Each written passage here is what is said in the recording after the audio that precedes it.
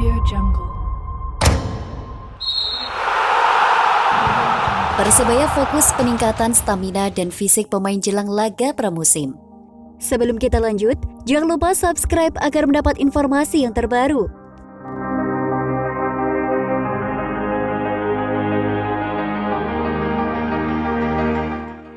Pelatih Persebaya, Aji Santoso mengatakan fokus menyiapkan stamina skuadnya menjelang laga pramusim. Program peningkatan stamina dan fisik jadi prioritasnya. Aji menjelaskan, Persebaya didominasi pemain-pemain muda. Selain menggenjot performa para pemainnya agar terus meningkat, ia juga menggeber program latihan fisik. Kami akan meningkatkan kondisi fisik pemain, kata Aji mengutip dari beritajatim.com pada Rabu 25 Mei 2022. Pelatih asal Malang ini juga telah menerima informasi rencana pelaksanaan turnamen pramusim atau Piala Presiden. Merespon itu, kesiapan fisik para pemain harus benar-benar matang.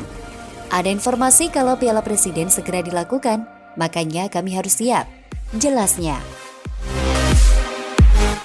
Ex-kapten Persebaya era 90-an itu menyebut saat menjamu Persis Solo pada Minggu 22 Mei 2022, kondisi timnya secara keseluruhan belum mencapai 100%, sehingga masih perlu terus dibenahi.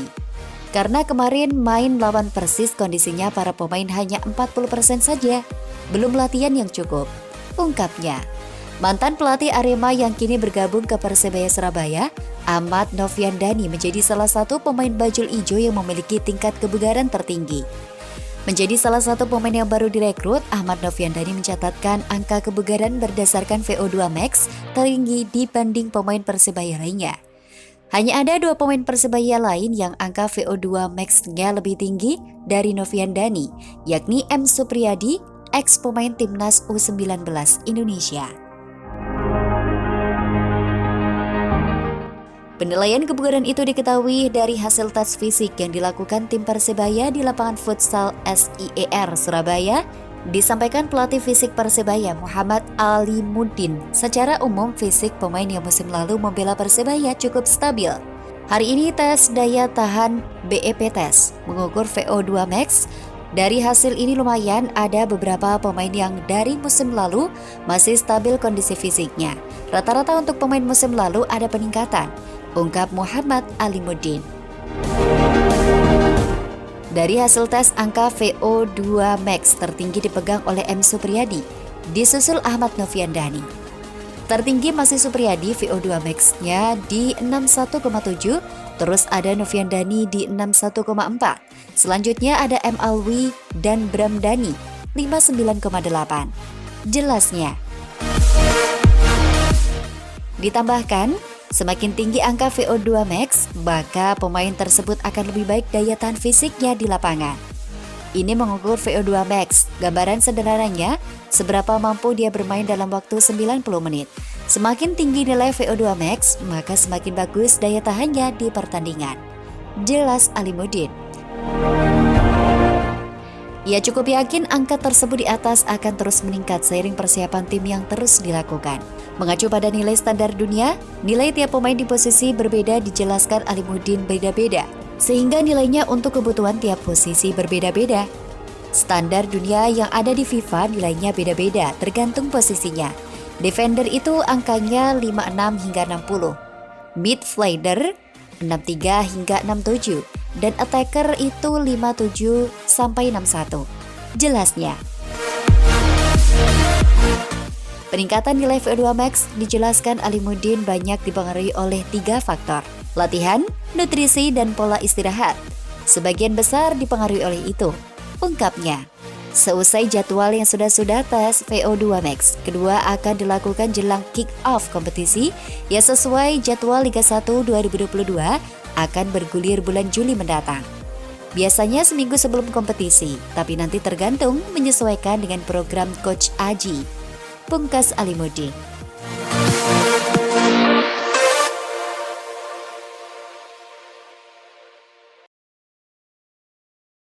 Audio Jungle.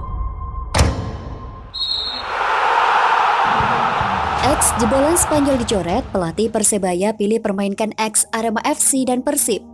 Sebelum kita lanjut, jangan lupa subscribe agar mendapat informasi yang terbaru.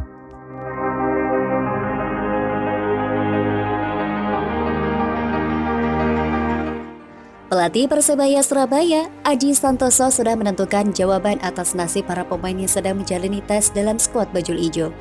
Dia memastikan 3 pemain trial akan menjadi tim bagian dari Persebaya untuk mengarungi Liga 1 2022-2023. Kepastian itu diungkapkan Aji Santoso seusai laga persahabatan kontra Persis Solo di Stadion Gelora Bung Tomo, Surabaya, Minggu 22 Mei 2022.